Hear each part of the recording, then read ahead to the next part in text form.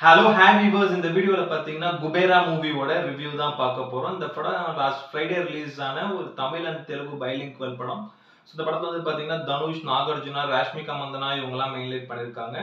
தேவிஸ்ரீ பிரசாத் இந்த படத்துக்கு மியூசிக் பண்ணியிருக்காரு. டைரக்டர் சேகர் கமுலா இந்த படத்தை டைரக்ட் பண்ணியிருக்காரு. இது வந்து பாத்தீங்கன்னா ஒரு மணிஷ்ட் த்ரில்லர் ஜானர்ல எடுக்கப்பட்ட ஒரு படம்னே சொல்லலாம். மெயினா சேகர் கமலா படம்னாலே ஒரு ஃபீல் குட்டான ஒரு படமா தான் இருக்கும். லைக் அந்த லவ் ஸ்டோரி, ஃபிடா இந்த மாதிரியான படங்களை எக்ஸாம்பிளுக்கு சொல்லலாம். பட் இந்த படம் வந்து ஒரு ட்ரைலர் பார்க்கும்போது ரொம்ப அந்த ஒரு எமோஷனலான ஒரு த்ரில்லர் படமா இருக்கும். லைக் அந்த ஒரு மணிஷ் டைப் ஆஃப் ஒரு படமா இருக்கும் அப்படின்ற மாதிரி தான் எனக்கு தோணுச்சு. ஓகே, இது பைலிங்குவல் படம் வேற இந்த படம் அப்படின்ற போது பார்த்தீங்கன்னா சரி தனுஷ் படம், ஸோ கண்டிப்பா உள்ள ஏதாவது ஒரு கதை இருக்கும், இல்லை ஒரு நல்ல மாஸ் எலிமெண்ட்ஸ் ஒரு கமர்ஷியலாகவும் இருக்கலாம். பிளஸ் இந்த ட்ரைலர் பார்க்கும்போது எனக்கு வந்து சரி இதுலக்குள்ள ஒரு பெரிய ஆக்டிங் இருக்க போது தனுஷ் கிட்ட இருந்து, பிளஸ் ஒரு நல்ல ஸ்டோரியா இருக்குன்ற ஒரு இதுல தான் நான் உள்ள போய் பார்த்த படம் இது. ஸோ மெயினாக இந்த படத்தோட கதை என்னன்றது வந்து பார்த்தீங்கன்னா, படத்தோட ஸ்டார்டிங்ல திருப்பதியில வந்து பார்த்தீங்கன்னா பிச்சை எடுத்துட்டு இருக்காரு. ஆக்சுவலாக பெக்கரா இருக்காரு தனுஷ். ஸோ அவர் கூட சேர்ந்து ஒரு 4 பெக்கரை வந்து பார்த்தீங்கன்னா ஒரு கார்பரேட் நிறுவனம் வந்து பார்த்தீங்கன்னா ஆள் வச்சு வந்து அவர் கடத்துறாங்க. கடத்தி அவங்களோட ஒரு சில ப்ராப்பர்ட்டிஸ்க்குலாம் வந்து பார்த்தீங்கன்னா இவங்க வந்து பினாமியா வைக்கிறாங்க. ஏன்னா அவங்க வந்து பார்த்தீங்கன்னா ஒரு சில கவர்மெண்ட் ப்ராஜெக்ட்ஸ்லாம் எடுத்து பண்றாங்க.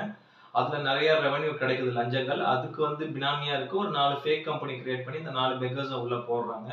அந்த டைம்ல வந்து பார்த்தீங்கன்னா ஒரு சில விஷயங்கள் வந்து தனுஷ்க்கு தெரிய வருது. தெரிய வந்ததுக்கு அப்புறம் அந்த மொத்த காசையும் எடுத்து லைக் அவங்கள மாதிரி இருக்க பெக்கர்ஸ்க்கு ஹெல்ப் பண்ணணும்னு அவர் நினைக்கிறாரு. இதுக்குள்ள நடந்த கதைகள் தான் இந்த படத்தோட ஒரு மீதி கதை. நல்ல ஒரு நார்மல் கமர்ஷியலான ஒரு பிளாட் தான் அது. ஒரு மெசேஜ் இருக்கக்கூடிய ஒரு பிளாட் இந்த படத்தோட கதை.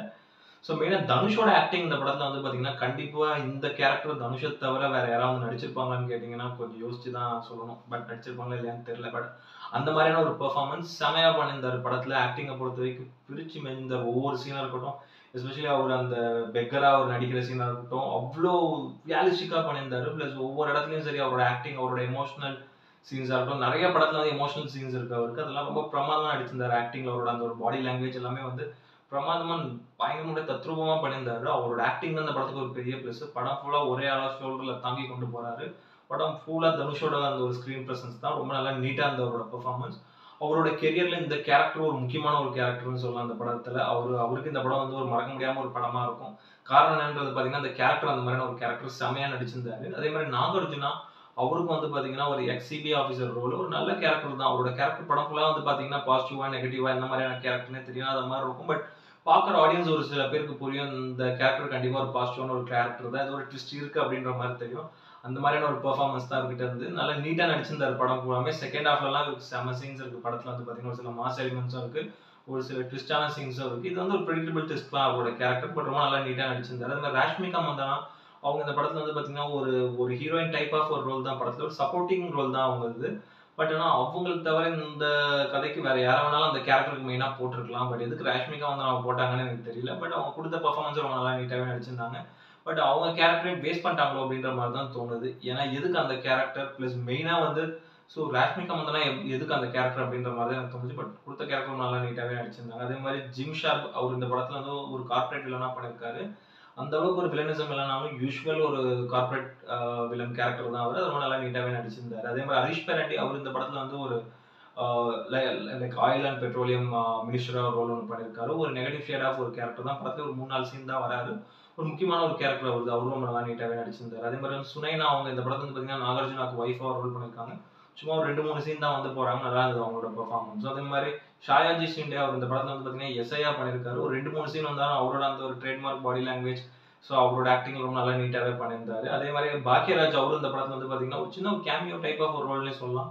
அவரும் அந்த பெக்கர்களுக்குலாம் ஒரு சீனியர் பெக்கரா அப்படின்ற ஒரு ரோல் தான் பண்ணியிருக்காரு. தனுஷ்க்கு ஒரு ஒரு அடாப்டட் ஃபாதர் மாதிரியான ஒரு ரோல் தான் பண்ணியிருக்காரு. நல்லா இருந்த அவரோட கேரக்டரும். பட் அவங்க சீன்ஸ்லாம் நிறைய வந்து கட் பண்ணி எடுத்துட்டு இருக்காங்க எடிட்டட் வெர்ஷன். ஏன்னா படமே கிட்டத்தட்ட 4 மணி நேரம் கிட்ட ஷூட் பண்ணி வச்சிருந்தாங்க சொன்னாங்க. நிறைய உங்க சீன்ஸ்லாம் வந்து எடுத்திருக்காங்க படத்துல. படம் இப்போ வந்து பாத்தீங்கன்னா ஒரு 3 மணி நேரம் டியூரேஷன் தான் ஓடுது. இதுவே ஒரு அதிகமான ஒரு டியூரேஷன் தான். அதே மாதிரி தேவிஸ்ரீ பிரசாத் இந்த படத்துக்கு மியூசிக் பண்ணியிருக்காரு. பட் ஆனால் சாங்ஸ் எதுவும் அந்த அளவுக்கு பெருசா இம்ப்ரெசிவா அந்த படத்துல இல்லை. இந்த கதைக்கு வந்து தேவையில்லை. ஒரே ஒரு சாங் வந்து போய் வா நண்பான்ற ஒரு சாங். அதுல பீட்லாம் பயங்கரமா போட்டிருக்காரு. மியூசிக் நல்லா இருந்தது. At the same time background ஸ்கோரும் ஓரளவு நீட்டா பண்ணியிருந்தாரு டிஎஸ்பி. அதே மாதிரி நிக்கேத் பூமி ரெட்டி அவர் இந்த படத்துக்கு சினிமாட்டோகிராஃபி பண்ணியிருக்காரு. நல்லா இருந்தது படத்தோட கேமரா ஆங்கிள்ஸா இருக்கட்டும், நிறைய ஆங்கிள் அந்த டே ஒர்க்கா இருக்கட்டும், சுத்தி அந்த ஒரு திருப்பதி பிளஸ் அந்த மும்பை சரௌண்டிங் தான் சுத்தி காட்டுறாங்க. ஒரு சில ரூரல் ஏரியாஸ்லாம் மும்பைல.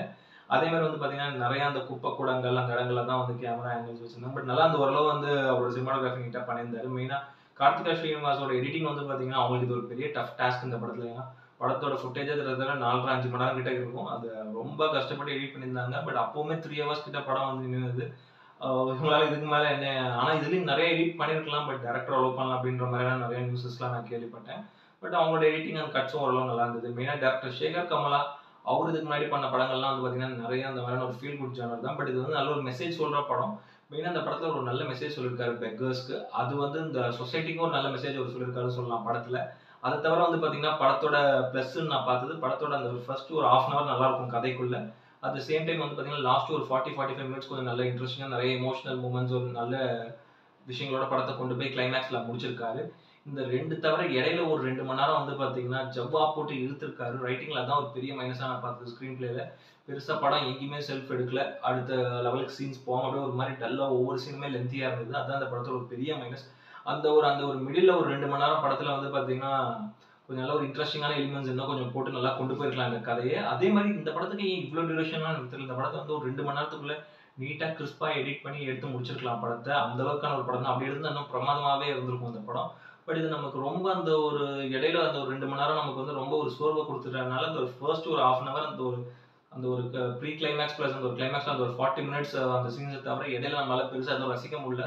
ரொம்ப நமக்கே ஒரு மாரி டயர்ட் ஆன மாரி இருக்கு. படம் பார்த்துட்டு வரது ஏதோ ஒரு 3 மணி நேரம் படம், ஒரு 4 மணி நேரம் படம் பார்க்குற மாரியான ஒரு ஃபீல் தான் குடுத்தது எனக்கு. ஸோ அதான் இந்த படத்துக்கு ஒரு பெரிய மைனஸா நான் பார்த்தேன். பட் தனுஷோட ஆக்டிங் வேற லெவல் அது. யாரா இருந்தாலும் அதுதான் சொல்லுவாங்க படம் பார்த்தீங்கன்னா. ஸோ எனக்கு அது ஒரு சின்ன டவுட் இருந்தது. ஏன்னா வந்து பார்த்தீங்கன்னா, இந்த படத்தோட இந்த ஒரு ஃபேன்ஸ் ரிவ்யூ இதெல்லாம் பார்க்கும்போது வந்து, ஸோ படத்துல தனுஷோட ஆக்டிங் நல்லா இருக்கு அப்படின்ற மாரி யார் ஒரு படத்துல ஹீரோட ஆக்டிங் நல்லா இருக்குன்றாங்களோ, அந்த படம் 90% வந்து படம் ரொம்ப ஆவரேஜ் படமா தான் இருக்கும். அதே மாரி தான் இந்த படமும் தனுஷோட உழைப்பு அவ்ளோ இருக்கு இந்த படத்துல. அவ்ளோ பிரமாதமா நடிச்சிருக்காரு. அதர் தென் தட் படத்துல வந்து பார்த்தீங்கன்னா, ஒரு 2, 3 எமோஷனல் சீன்ஸ் இருக்கு. ஒரு நல்ல மெசேஜும் சொல்லியிருக்காங்க. அத தவிர வந்து பார்த்தீங்கன்னா, ரைட்டிங்ல ரொம்ப புவரா போனனால, படம் ரொம்ப ஒரு டல் மூமெண்ட்ஸா நமக்கு ரொம்ப ஒரு பிலோ ஆவரேஜ் படமா தான் இந்த படம் போயிருக்கு. ஸோ இந்த படத்துக்கு ஒரு ரேட்டிங் வந்து பார்த்தீங்கன்னா வந்து 10க்கு வந்து ஒரு 6 குடுப்பேன். அந்த அளவுக்கு ஒரு ஒர்த்தான ஒரு ஒன் டைம் வாட்ச் இது. ரொம்ப ஓவர் ஹைப் அதெல்லாம் இல்லாம ரொம்ப போர் அடிச்சுன்னா போய் தியேட்டர்ல போய் ஒரு நார்மல் கமர்ஷியல் படம் பார்க்கணும் உட்காந்து பார்க்கலாம். பட் அந்த அந்த டியூரேஷன் உங்களோட ஒரு பொறுமைய சோதிக்கும். பட் ஆனா ஒரு ஒன் டைம் டீசென்ட் வாட்ச் தான் அது. ஸோ இந்த படத்துக்கு ஒரு ரேட்டிங் வந்து பார்த்தீங்கன்னா 10க்கு வந்து இந்த வீடியோ பிடிச்சிருந்ததுன்னா லைக் பண்ணுங்க, கமெண்ட் பண்ணுங்க, ஷேர் பண்ணுங்க. இந்த சேனலை சப்ஸ்கிரைப் பண்ணுங்க. இந்த வீடியோட லிங்க் உங்க ஃப்ரெண்ட்ஸ் எல்லாருக்கும் ஷேர் பண்ணுங்க. வேற இன்னொரு நல்ல வீடியோல மீட் பண்ணலாம். Okay friends, thank you. By.